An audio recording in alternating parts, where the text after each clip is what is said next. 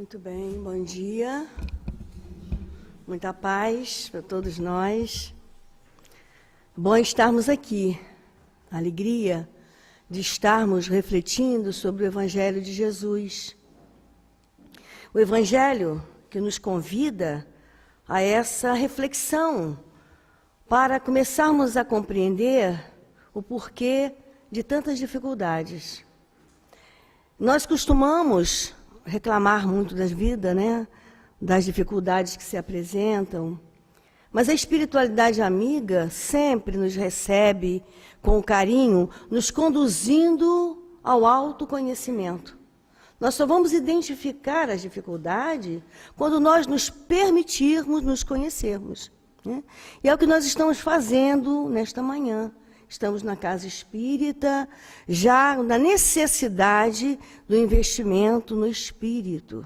Então, nós rogamos a Jesus, neste momento, a espiritualidade amiga, aos mentores de cada um aqui presentes, né? Ao nosso querido doutor Erma, para que ele possa nos ajudar, nos conduzir na reflexão dessa manhã. O tema é um tema difícil para nós. Por quê? Desprendimento dos bens terrenos à verdadeira propriedade. Não se pode servir a Deus e a Mamon. Como é que fica isso para nós, materialistas, no mundo material, onde temos as facilidades que o mundo nos oferece? Então, no capítulo 16, né, Lucas fala para a gente assim: ninguém pode servir a dois senhores, porque ou odiará um e amará o outro, ou se arrependerá a um, ou se prenderá a um e desprezará o outro. Não podeis servir a Deus e a Mamon. Mamon era o Deus da riqueza. Se eu estou preso a Deus, Deus da riqueza, eu vou ter dificuldade de compreender o quê? A pobreza. Não é isso? As dificuldades que se apresentam. Se eu quero servir ao Deus da riqueza, eu vou pedir a Ele o quê? Os bens materiais, né, para mim. E normalmente, na nossa condição evolutiva, o que acontece com a gente? Nós somos ainda, estamos numa condição egoísta. Não é isso que acontece conosco? Nós temos dificuldade de repartir. Nós temos dificuldade de olhar a necessidade do outro. Sou eu primeiro sempre. Então, se eu vou servir a Mamon, que é o Deus da riqueza, eu tenho dificuldade de ouvir ao Deus nosso Pai. Por quê? Porque ele vai falar assim: olha só, minha filha, vê a necessidade dos irmãos. Divida com quem precisa. Olha a dor, não só o bem material, mas o seu ouvido para que o outro possa falar e você ouvir, né? A sua presença, a sua fala amiga, para confortar o coração. Nós temos toda uma dificuldade. E nesse capítulo, ele continua dizendo no item 2. Um jovem se aproximou de Jesus e disse: bom mestre, que devo fazer para adquirir a vida eterna? Jesus lhe respondeu: por que me chamas de bom?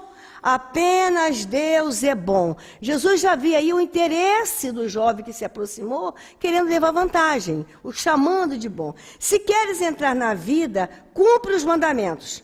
Que mandamentos? Pergunta o jovem. Diz-lhe Jesus: não matarás, não cometerás adultério, não furtarás, não prestarás falso testemunho, honrarás teu pai e tua mãe, e amarás o próximo como a ti mesmo.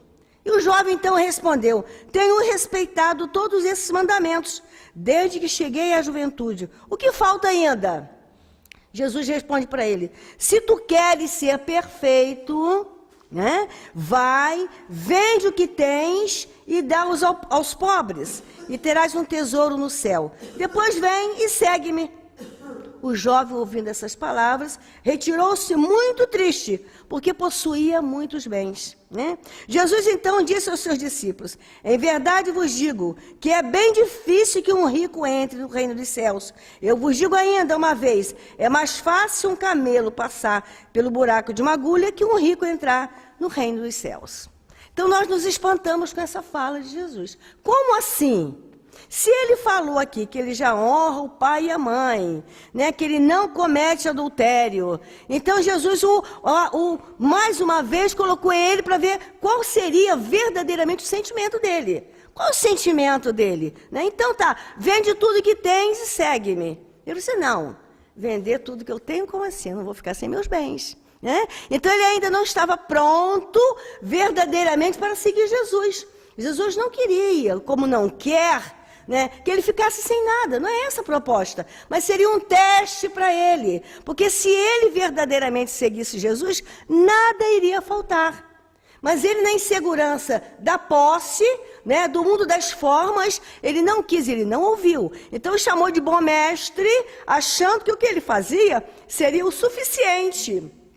E Jesus falou para ele, não é isso não, precisa avançar mais. Eu não quero que você fique sem nada, mas eu quero saber a quantas anda a sua virtude, né? O seu desejo de servir, a sua renúncia.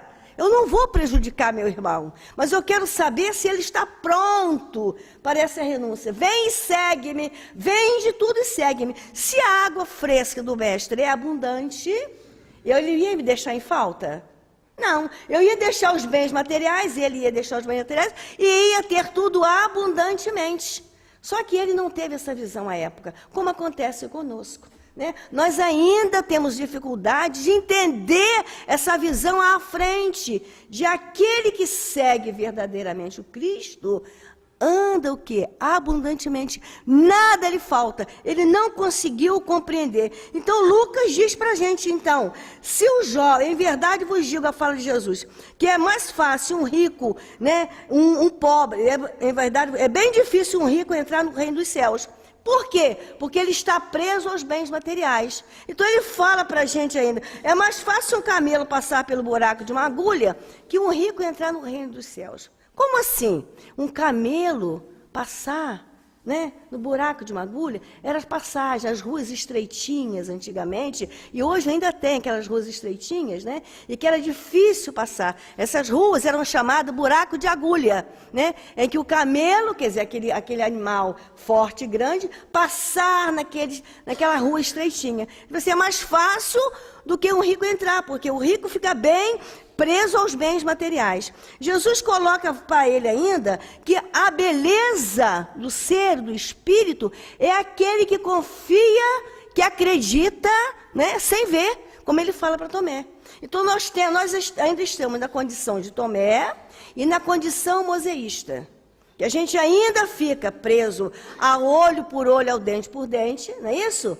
Eu só faço bem a quem me faz o bem, aquele que me faz o mal, também faço mal. Nós estamos presos ainda a esse sentimento. E quando nós ouvimos a palavra de Jesus, a gente põe em dúvida, como Tomé fez isso. Por isso essa dor e esse sofrimento e esse apego que a gente tem aos bens terrenos. Que são o quê, gente? Perecíveis. Nós precisamos compreender isso. Ele fala no item 3, preservarmos da avareza, e ele fala também no item 4 de Zaqueu. O que aconteceu com Zaqueu? Zaqueu estava pronto, né? Então é importante a gente compreender que Zaqueu, cobrador de impostos, estava pronto para seguir Jesus. Ele estava no momento final da prova dele, com muito dinheiro, né? Mas com o chamado de Jesus. Né? Então ele já entendia que o pai, que o mestre iria se aproximar dele. Como cobrador de impostos, ele era vilipendiado pelas pessoas. Mas quem vilipendiava Zaqueu foram aqueles que perderam lá, né? Na hora de saber quem era, como é que é o nome? A licitação, eu sempre esqueço esse nome, gente. Acho que eu tenho algum compromisso com isso aí. Acho que adulterei alguma coisa aí. Na hora da licitação, Zaqueu ganhou a licitação. Então, ele foi ser cobrador de impostos, não é isso? Só que, quem o vilipendiava foram aqueles que perderam a licitação. Olha só, né? Porque Zaqueu era cobrador de impostos, ele foi direitinho, conforme mandava a lei à época, e ele venceu a licitação. Aqueles que perderam a licitação, vilipendiavam Zaqueu. Mas se eles tivessem ganho, eram eles que estavam cobrando os impostos. Olha só, para a gente começar a entender que quando a gente critica as pessoas ou alguém, nós temos algum compromisso nessa crítica.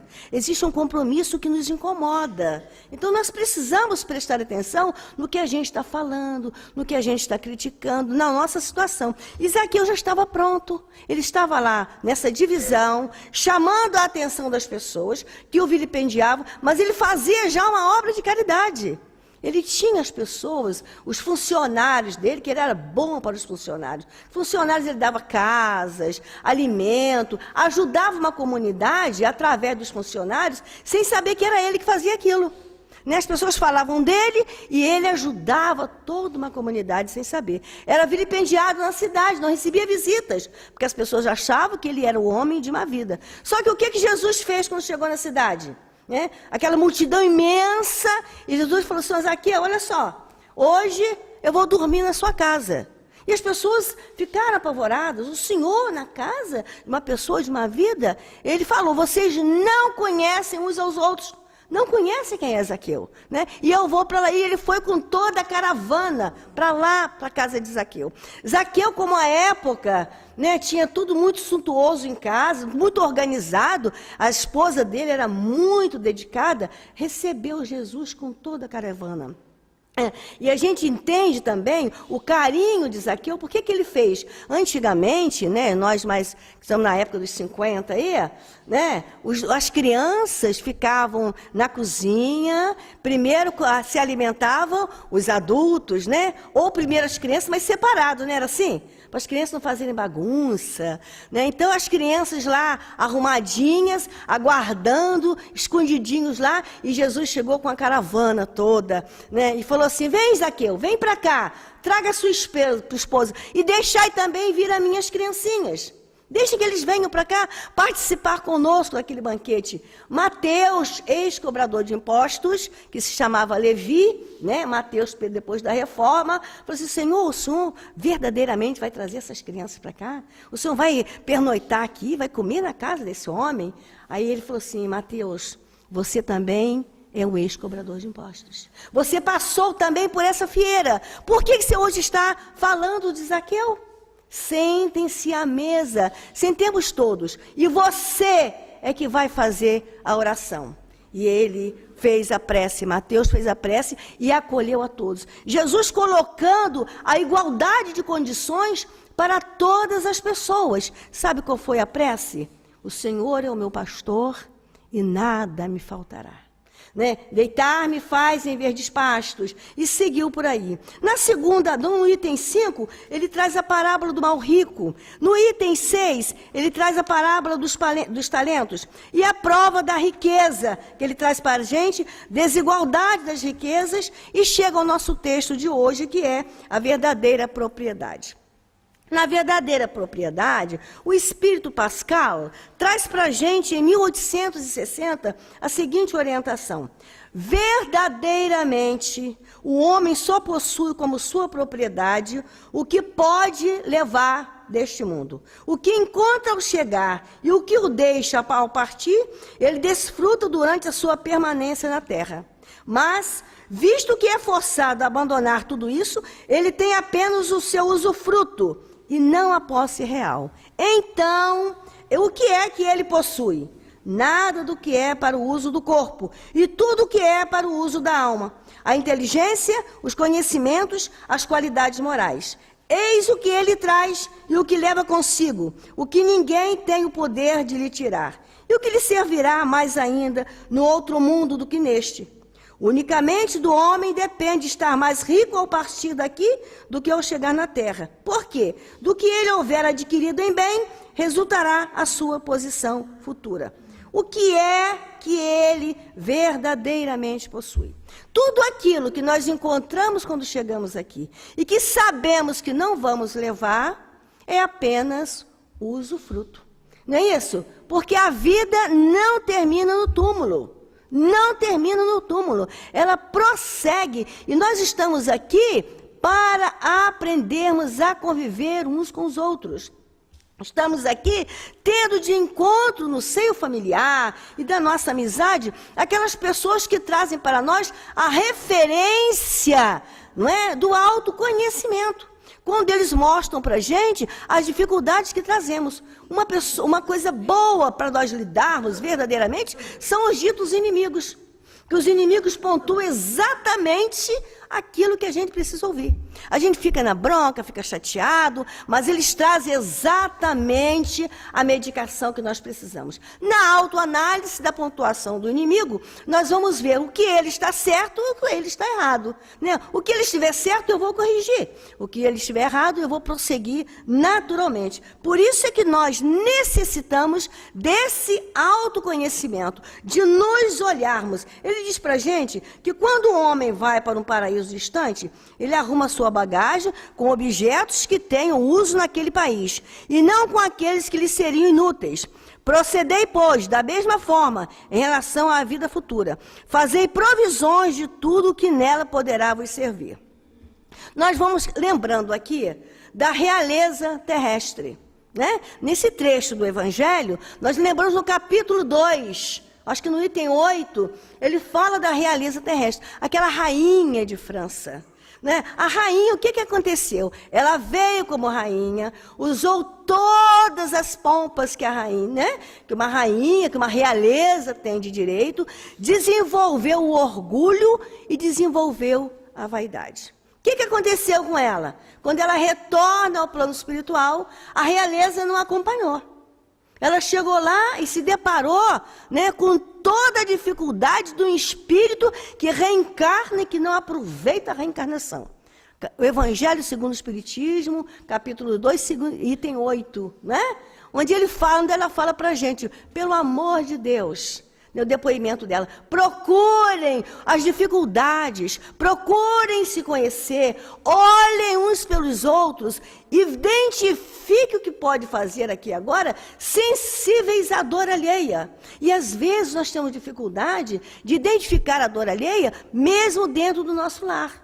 Nós não conseguimos fazer, né, a maioria de nós, por um bom tempo, dessa aproximação familiar, né, identificando a necessidade do outro e tendo a misericórdia para com o outro.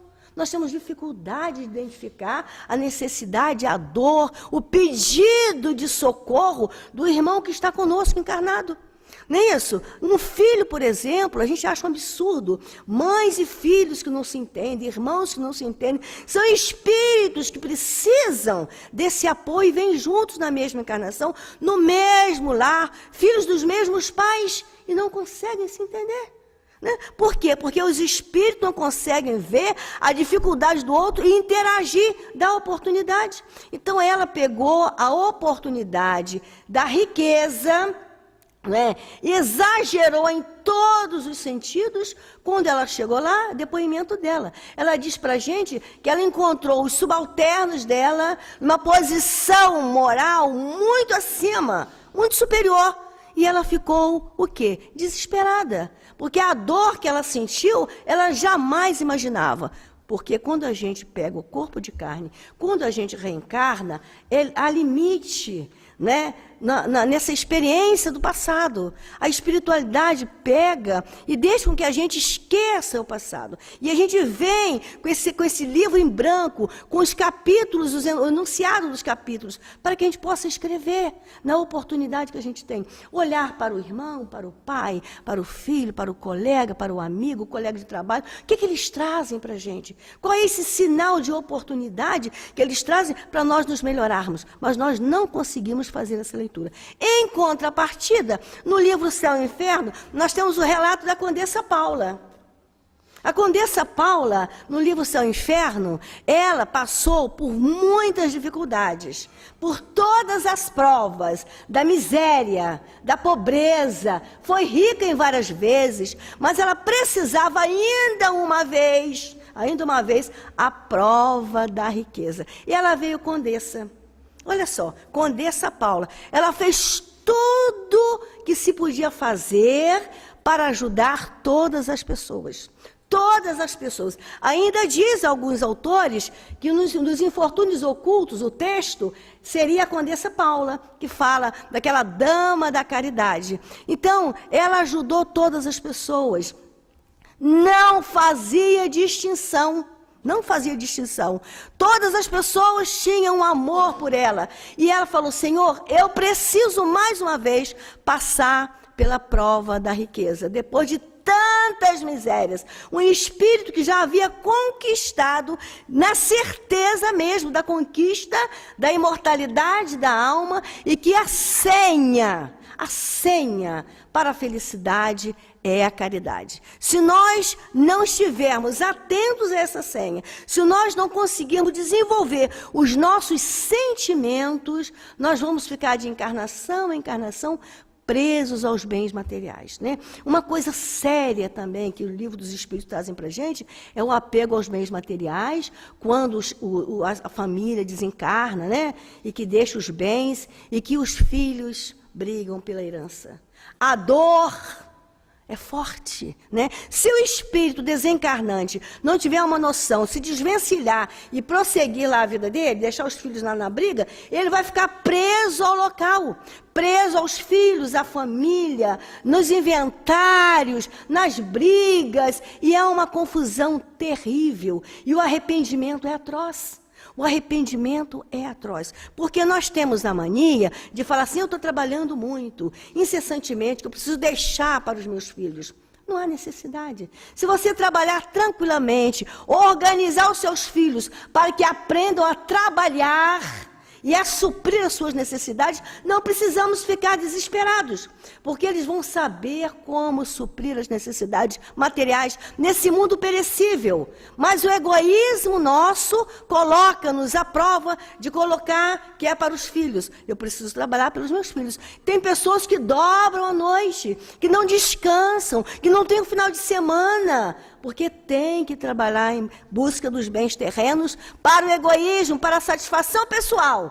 Aí diz que é para os filhos, mas nós sabemos que a verdadeira liberdade, né, é quando a gente tem o conhecimento. Conhecereis a verdade e ela vos libertará. Através desse conhecimento e dessa liberdade é que nós vamos prosseguindo tranquilamente. Aí nós temos a experiência da realeza terrestre da Rainha de França e a experiência da Condessa Paula. Sugiro que vocês leiam no Evangelho segundo o Espiritismo, capítulo 2, item 8, e no Céu e Inferno, no livro Céu e Inferno, Espíritos Felizes, está o depoimento da Condessa Paula. Infortúnios Ocultos, capítulo 13 do Evangelho, item 4, também, para que nós vamos nos colocando à disposição dessa lei maior, dessa lei de amor que nos sustenta e nos conduzem para a verdadeira felicidade. Porque se nós não conseguirmos fazer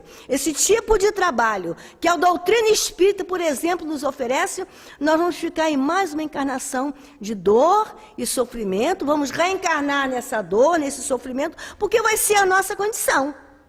Como é que eu quero melhorar a minha vida e a vida das pessoas se a minha ideia é pequena, é materialista, é pegajosa, se eu não tenho um olhar de misericórdia e de amor para quem precisa? Como que eu vou avançar? O que eu quero, o que eu espero da vida se a lei é justa?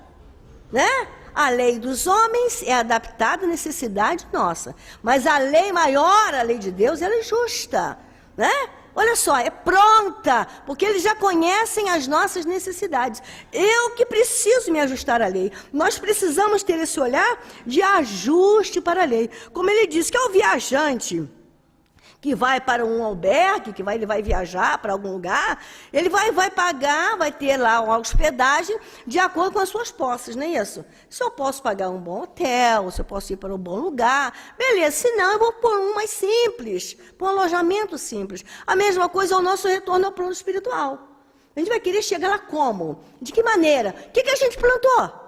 O que a gente fez de melhor? Quais foram as nossas experiências nas lutas de toda hora? Então eu não vou chegar lá e querer ficar no local maravilhoso se eu não tenho essa conquista, né? Então hoje, aqui e agora, é que nós necessitamos trabalhar para acalentar, para ter como registro esse nosso novo momento. Ele fala assim, não se calculará o valor dos bens, nem dos títulos, mas a soma das virtudes. E de acordo com esses cálculos, o operário pode ser muito mais rico que o príncipe.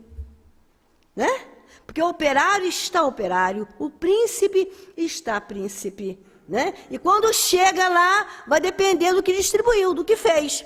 Inutilmente o homem alegará que antes de deixar a terra, pagou em ouro a sua entrada, pois ouvirá como resposta que ali os lugares não são comprados, mas ganhos com o bem que se fez. Nós vemos muitas pessoas, e contos mesmo, porque eu já comprei minha terra no plano espiritual, né? Compra hoje, porque Jesus vai garantir, né? Pessoas que dizem, já paguei várias missas, né? Já paguei várias orações aí, estou garantido, já ajudei a obra de caridade. Mas se fez isso só por fazer, né, sem ter transformado o sentimento com o objetivo da verdadeira caridade, a moeda lá é outra. Né? Nós precisamos dessa reforma e dessa ajuda. Ali os lugares não são comprados, mas ganhos com o bem que se fez. Que, com a moeda terrestre, ele poderia comprar terras, casas e palácios. Com a moeda terrestre. Mas ali tudo se paga com as qualidades do coração. És rico dessas qualidades? És rico dessas qualidades do coração?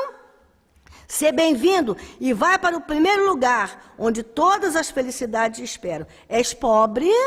Vai para o último, onde serás tratado de acordo com as tuas posses. Então, Pascal traz para a gente essa orientação clara, simples, lúcida, né? E que a gente precisa começar a ter esse olhar e a seguir. Esse amai-vos uns aos outros é muito amplo, né? Amai-vos uns aos outros, como assim? Né?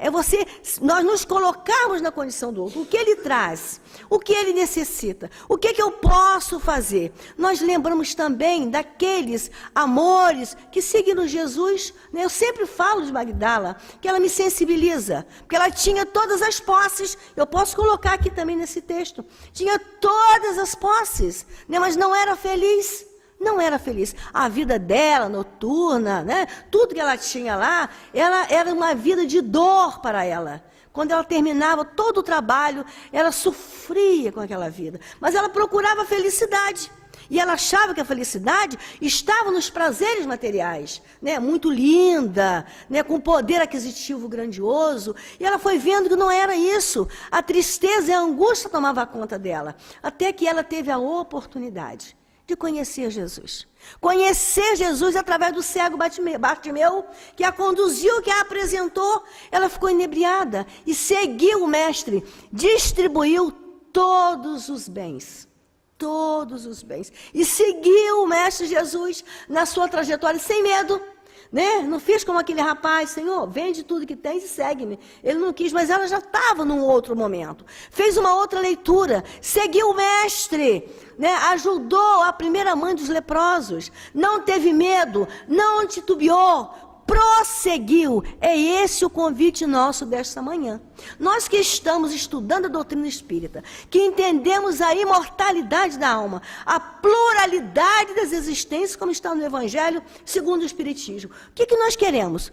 O que estamos plantando? Qual o nosso plantio? Qual a nossa devoção? Qual o nosso carinho? Qual a nossa disponibilidade? Porque nós sabemos que quando os nossos amores que vão à nossa frente desencarnam, se existem laços de afetos, os laços continuam. E eles continuam nos protegendo, nos abençoando, nos sustentando, onde quer que estejam. Vamos estar com eles durante o repouso físico. Eles vêm até nós também, sem nenhum problema, porque a vida prossegue.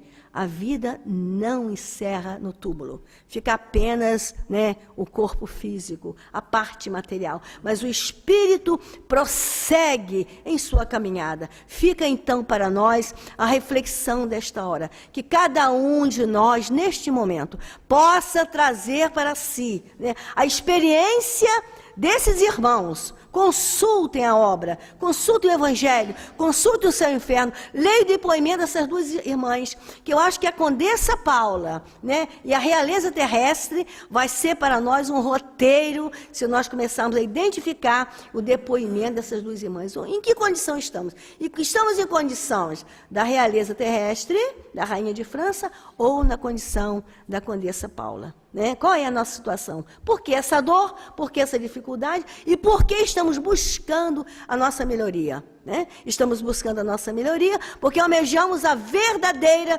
felicidade. E a verdadeira felicidade está em exatamente abrir o nosso coração e seguirmos a Jesus, independente de qualquer situação, sem troca, sem barganha, sem medo, absolutamente sem medo. Caminhai, segue o Senhor, né? Entrega a sua vida ao Senhor e Ele tudo fará. Que Deus nos abençoe, que a paz esteja conosco e que cada vez mais possamos estudar, compreender as Escrituras, a lei, o amor devotado a todos nós. Paz a todos.